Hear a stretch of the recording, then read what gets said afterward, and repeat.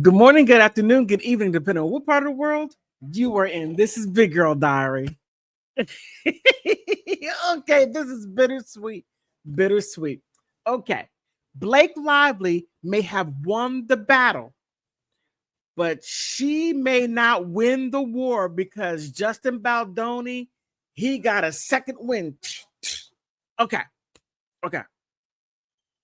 I covered this like last year.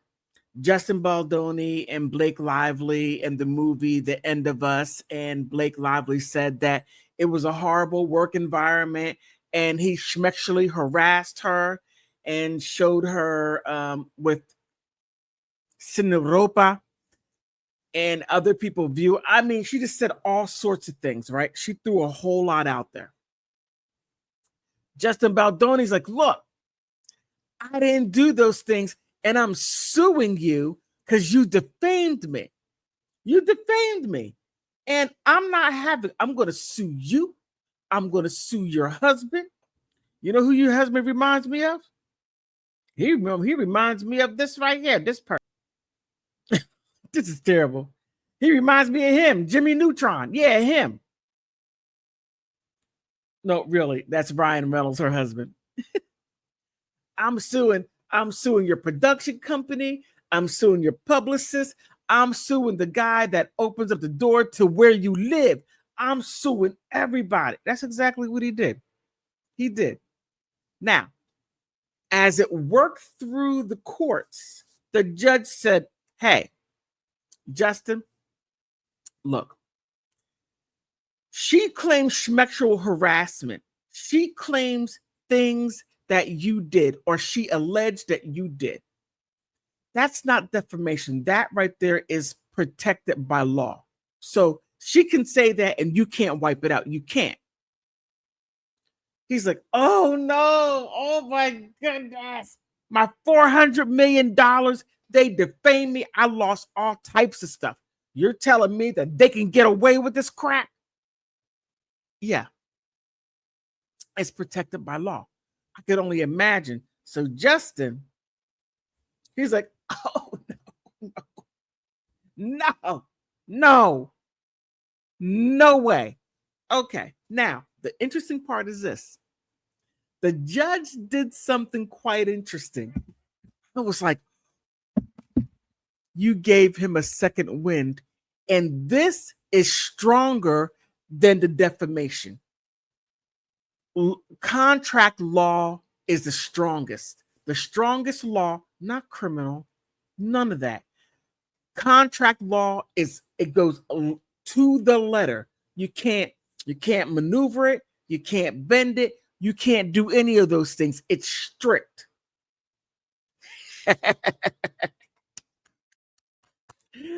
I lump Blake Lively with Evan Rachel Wood and Amber Heard. Those creatures.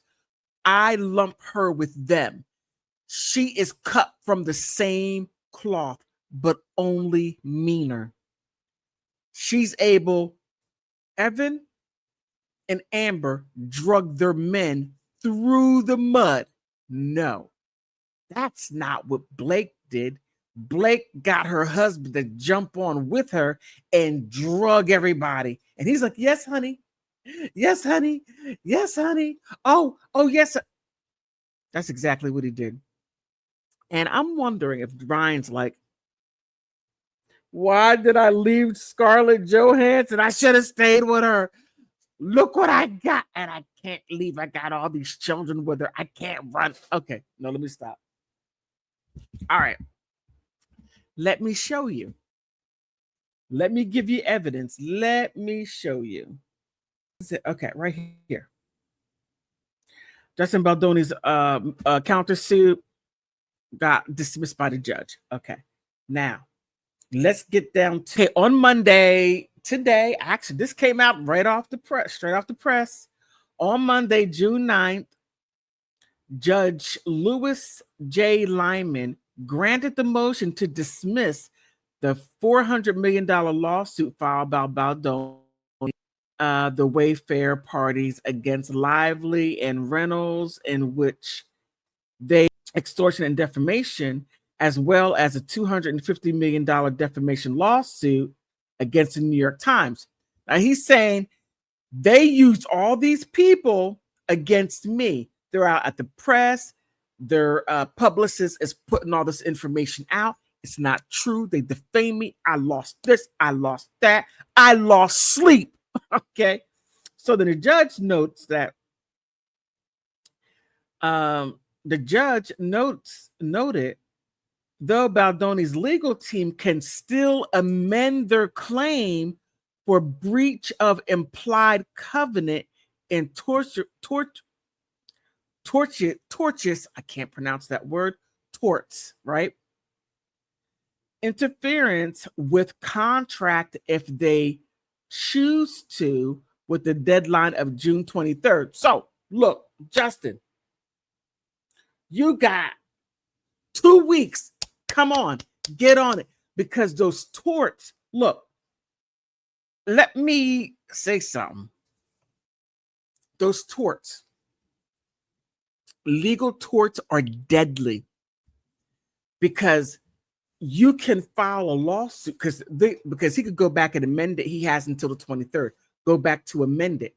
Now, those torts, they carry double or triple of what you're suing for. So if you're suing for $200 million, you can get double, 500 million, or triple, 700 million. I mean, now that is things, because everything that Blake did, she broke the contract. She did, left and right, because he hired her to be an actress. That's all. He didn't need any of her little scribble scrabble on a script, any scribble scrabble idea of what she thought that would make the movie. He didn't ask her for that. He didn't hire her to be a co-director. He didn't hire her to be an assistant director. He didn't hire her to be the shoe shine girl, an actress, and that was it. She went above, beyond the call of duty, and when she did not get what she wanted, she brought her husband, Jimmy Neutron. No, I'm joking. Ryan Reynolds. She brought him in, and then she brought her friend in, and they invited him, Justin Baldoni, to their house, to where they ganged up on him. Taylor's like, hey, okay, I think her script sounds good. Put that in there. You should. I would. I think that would be great. Don't you think? And then Ryan's like, you no good dirtbag. I'm thinking, I don't know. My wife wrote this, and she should have her script in there and put her name in there. I don't care how small it is. Give her producer credits, blah, blah, blah, blah, blah. That's not what she signed up for. She signed up to be an actress, to act. That's it. And she did not perform her duties after the movie was finished. She was supposed to go out to promote. She did